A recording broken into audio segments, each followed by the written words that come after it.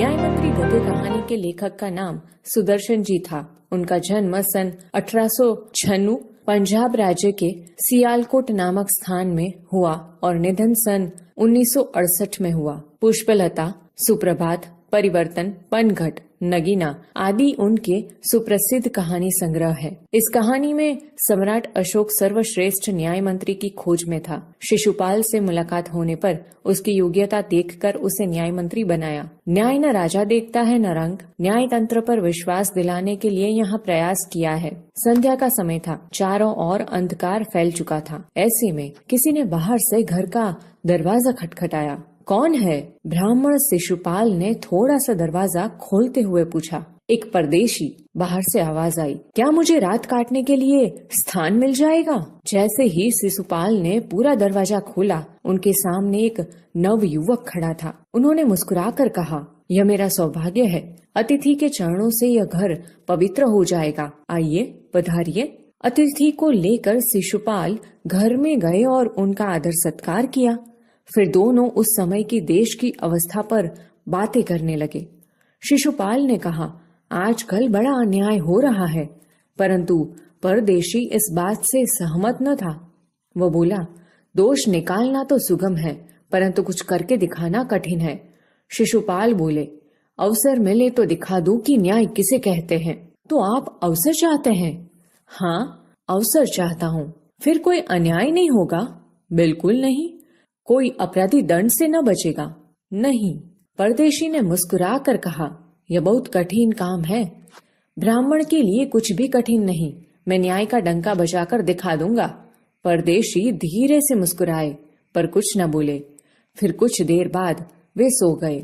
सुबह उठकर परदेशी ने शिशुपाल को धन्यवाद देकर उनसे विदा ली। कुछ दिनों बाद शिशुपाल के घर कुछ सिपाही आए और उन्हें दरबार में चलने के लिए कहा। शिशुपाल सहम गए। वे समझ नहीं सके कि सम्राट ने उन्हें क्यों बुलाया है। कहीं उस परदेशी ने तो सम्राट से झूठी सच्ची शिकायत नहीं कर दी।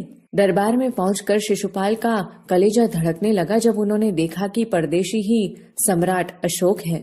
सम्राट बोले, ब्राह्मण देवता, मैं आपको न्याय का अवसर देना चाहता हूँ। आप तैयार हैं? पहले तो शिशुपाल घबराए, फिर बोले, यदि सम्राट की यही इच्छा है तो मैं तैयार हूँ। बहुत ठीक, कल से आप न्याय मंत्री हुए, सम्राट ने कहा और अपने हाथ से अंगूठी उतारकर शिशुपाल को पहना दी। ये सम्राट अशोक की राज मुद्रा थी। अब शिशुपाल न्याय मंत्री थे। उन्होंने राज्य के समुचित व्यवस्था करना आरंभ कर दिया। उनके सुप्रबंध से राज्य में पूरी तरह शांति रहने लगी। किसी को किसी प्रकार का भय नहीं था। लोग दरवाजे तक खुले छोड़ जाते थे। चारों तरफ न्याय मंत्री के सुप्रबंध और न्याय की धूम मच गई। लगभग 1 महीने बाद किसी ने रात में एक पहरेदार की हत्या कर दी। सुबह होते ही यह बात चारों तरफ फैल गई। लोग बड़े हैरान थे। शिशुपाल की तो नींद ही उड़ गई।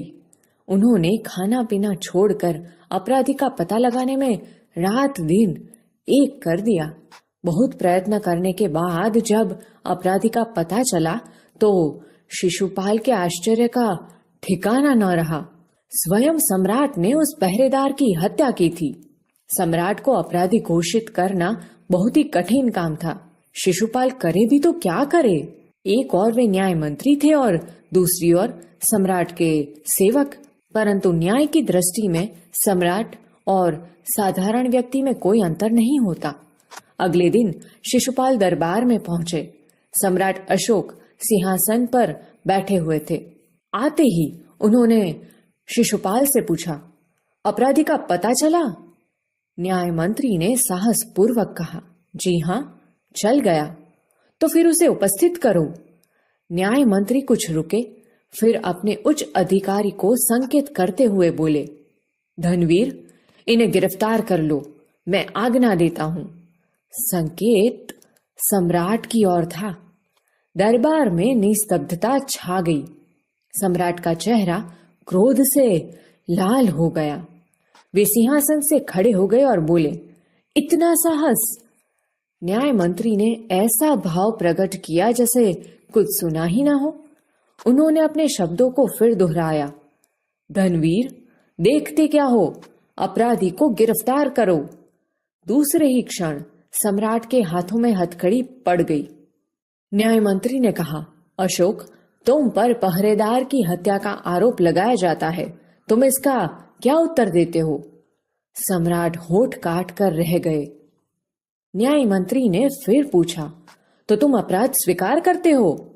हाँ, मैंने उसे मारा अवश्य है, पर उदंड था, सम्राट का उत्तर था। वह उदंड था या नहीं? तुमने एक राज कर्मचारी की हत्या की है, तुम अपराधी हो, तुम्हें मृत्युदंड दिया जाता है, न्याय मंत्री ने निर्णय दिया। सभा में सन्नाटा छा गया। न्याय मंत्री का निर्णय सुन सम्राट ने सिर झुका लिया। वे तो स्वयं शिशुपाल की परीक्षा में सफल हो गए थे। सम्राट का हृदय ऐसे व्यक्ति को पाकर गदगद हो रहा था। तभी न्याय मंत्री का संकेत पाकर एक कर्मचारी सम्राट अशोक की सोने की मूर्ति लेकर उपस्थित हो गया। न्याय मंत्री ने खड़े होकर कहा, सज्जनों, यह सच है कि मैं न्याय मंत्री हूं, और यह भी सच है कि अपराधी को दंड मिलना चाहिए, परंतु अपराधी और कोई नहीं, स्वयं सम्राट है।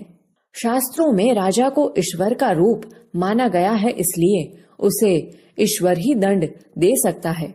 अतएव मैं आज्ञा देता हूं कि सम्राट को चेतावनी देकर छोड़ दिया जाए और उनके स्थान पर इस सोने की मूर्ति को फांसी पर लटका दिया जाए, जिससे लोगों को शिक्षा मिले। न्याय मंत्री का न्याय सुनकर लोग जय जयकार कर उठे। जब सब लोग चले गए तो शिशुपाल ने राजमुद्रा सम्राट अशोक के सामने रख दी और बोले, महाराज, यह राजमुद्रा वापस ले ले, मुझसे यह बोझ नहीं उठाया जाएगा। अशोक ने सम्मान भरी दृष्टि से उनकी ओर देखते हुए गदगद कंठ से कहा, आपने मेरी आंखें खोल दी, आपका साहस प्रशंसनीय है, यह बोझ आपके अतिरिक्त और कोई नहीं उठा सकता। न्याय मंत्री निरुत्तर हो गए।